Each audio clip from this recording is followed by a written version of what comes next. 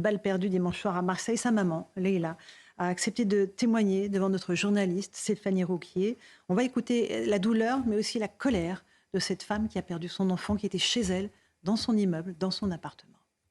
On a entendu des tirs, des kalachnikovs. Mais au début, je croyais que c'est les pétards. La petite m'a dit, maman, je vais récupérer mon chargeur. Il est dans la chambre de Soukaina.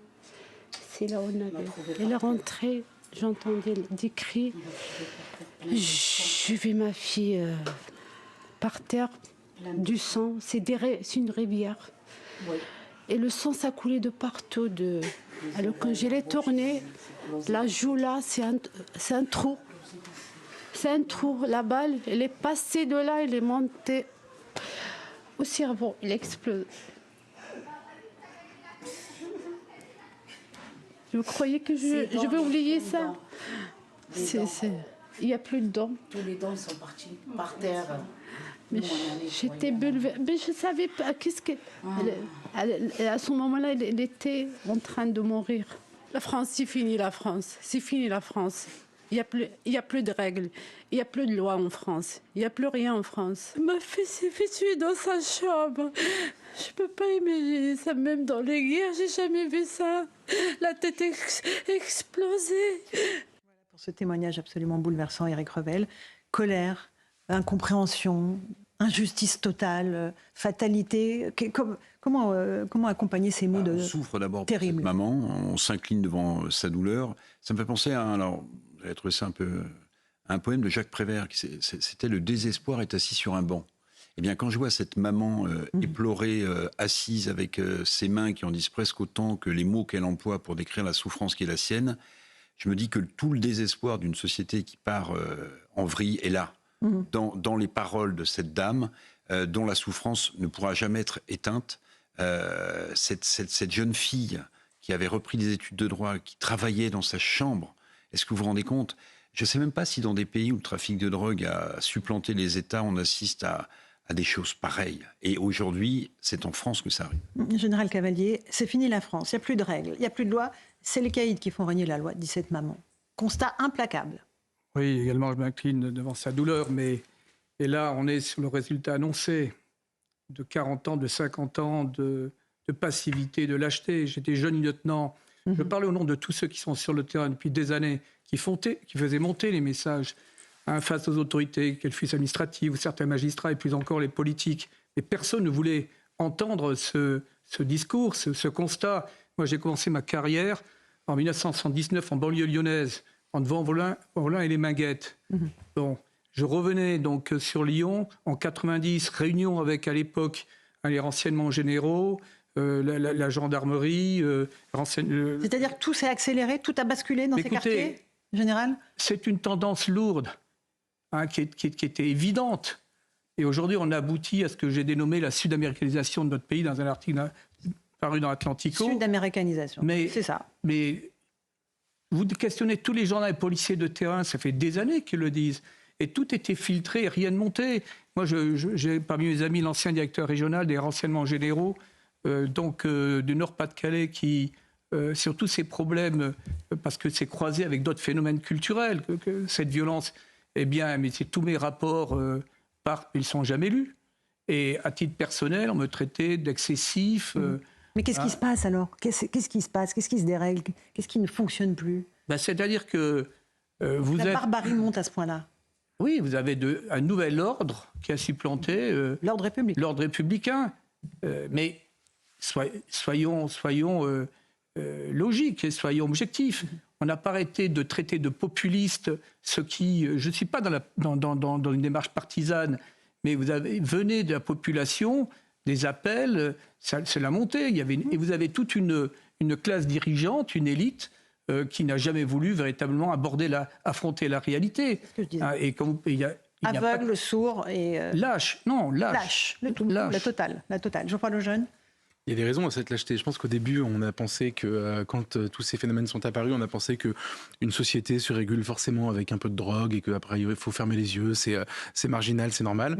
Ensuite, on a compris que c'était plus important que ça et à ce moment-là, on s'est dit, qu'il fallait, que c'était une façon d'acheter la paix sociale dans certains quartiers et que finalement y toucher, dérégler ce deal, dérégler ces échanges commerciaux, c'était peut-être un problème, et mettre le nez de l'État dedans, c'était impossible. Et ensuite, on est en train de comprendre aujourd'hui que c'est trop tard et que s'il faut intervenir maintenant, vous savez, les Français, vous les interrogez sur CNews régulièrement sur le sujet de l'armée dans les banlieues. La question n'est pas anodine, la réponse encore moins, en fait. Je crois qu'ils étaient 80% de mémoire, Absolument, ou 70% à souhaiter l'intervention de l'armée. On sait que c'est pas la solution, mais voilà. Mais j'ai pas dit que c'est la solution. Ce que je dis, c'est que c'est un super bon symptôme du fait que les gens ont compris globalement qu'il y avait des armes de guerre, et c'est le cas de cette pauvre Sokaina, montre exactement ce qui se passe, et que donc pour se battre contre des armes de guerre, on a besoin d'armes de guerre. Je pense que c'est ce que les gens comprennent, et honnêtement, on y est arrivé finalement en assez peu de temps. Vous avez raison, Geoffroy Lejeune. On va écouter une voisine de la maman de Sokaina qui dit exactement ça. Elle dit aujourd'hui, les jeunes sont plus armés que les policiers. Écoutez-la. L'État, ils font rien du tout. Sur place, ils font le cinéma, après ils partent, il n'y a rien. S'il y a un meurtre, oui, ils viennent. La police, on l'appelle. Mais les jeunes de maintenant 15-16 ans, ils sont plus armés que la police. Je vous dis la vérité, ils sont plus armés que la police. Rachel Kahn, les jeunes sont plus armés que la police aujourd'hui dans certains quartiers. Oui, c'est la consécration de cet ordre parallèle complètement barbare. Effectivement, je partage ce qui a été dit, et j'ai une pensée pour cette maman qu'on a entendue et cette jeune femme qui, en plus, s'était inscrite en fac de droit, donc peut-être avec une volonté de justice. Et quand on pense que le droit à la sécurité, le droit à la sûreté, ce sont des normes les plus fondamentales de la personne humaine, c'est terrifiant. Mais cet ordre parallèle qu'effectivement on a laissé faire par lâcheté, en ne voulant pas heurter, en ne voulant pas offenser, en inversion aussi les règles, le fait que finalement les délinquants, ils ne sont jamais coupables, parce qu'ils sont, ils ne sont jamais coupables, qu'ils sont irresponsables et qu'il faut continuer d'acheter cette paix sociale. Voilà où on en arrive, et en fait, on se sent éperdument heurté dans notre chair face à cette histoire. Monsieur, Il n'y a pas que il y a eu ce cynisme d'aller acheter la paix sociale. C'est assez fondé, mais il n'y a pas eu que cela.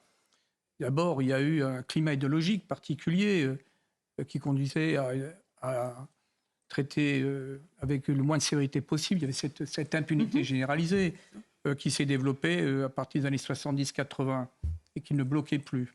Il y a également le fait que pour faire une carrière, il ne faut pas de problème. C'est-à-dire que quand vous êtes dans l'administration, vous évitez de créer des troubles, de créer des sujets qui vont peut-être vous mettre dans une situation un peu délicate.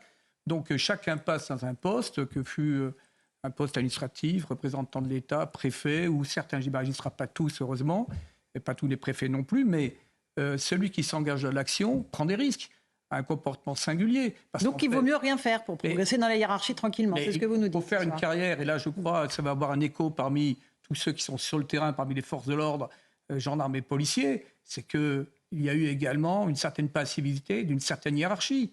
Mais parce que pour des raisons multiples aussi. Parce que celui qui s'engageait, parce qu'il fallait y aller. Aller, c'est l'action. Et l'action, il y a des risques. Et ce n'était pas idéologiquement correct non plus. Bon, après, on pourra parler de la drogue, qui est un problème immense. Oui, mais c'est le problème. C'est le problème mais la drogue, principal dans notre pays. La drogue, d'abord, on a actuellement une partie de la jeunesse de France qui est concernée par la drogue. Donc, il y a toute la vitalité de cette France nouvelle qui va en être réduite. C'est un problème de fond. Deuxièmement, il y a des structurations telles, on l'a vu pour la Belgique ou les Pays-Bas, qu'elles peuvent menacer les États. Donc là, maintenant, comment va-t-on aborder cela avec le droit commun actuel? Ou est-ce qu'on décide de vraiment prendre le problème dans toute son ampleur? Je vous cite un exemple. Quand vous démantelez, quand j'étais commandant d'une région de gendarmerie, démanteler par exemple un réseau à Méru dans l'Oise, il faut 1 an d'enquête. 1 an. Avec des moyens très importants. Bien. Vous interpellez les auteurs, en l'occurrence c'était 3 jeunes sujets marocains, et c'était des revenus entre 80 000 et 100 000 euros par mois. Par mois? Mais oui, mais c'est ça. Bon. Eh bien, quelles sont les peines réelles? Sans compter qu'il n'y a jamais d'expulsion. C'est-à-dire qu'au moins on pourrait, sur des sujets étrangers, de quelque origine qu'ils soient, les renvoyer dans leur pays et traiter au moins notre propre délinquance. La sanction, là, c'était quoi? Là, ils ont dû 2 ans, 3 ans de prison. Mais ce qui est intéressant, c'est que ces jeunes, alors j'étais présent, m'ont dit de toute façon, dès qu'on sort, on recommence et on fera mieux. C'est ça la réalité. Il n'y a plus aucune limite et on ne leur fait plus peur. Ils n'ont plus peur. Bon, passer par la case prison, et le retour sur investissement est tel dans les trafics que pourquoi se gêner? Ça fait partie du risque. Allez, petite pause, on se retrouve dans un instant. Un punchline sur CNews et sur Europe 1, on parlera de ce qui s'est passé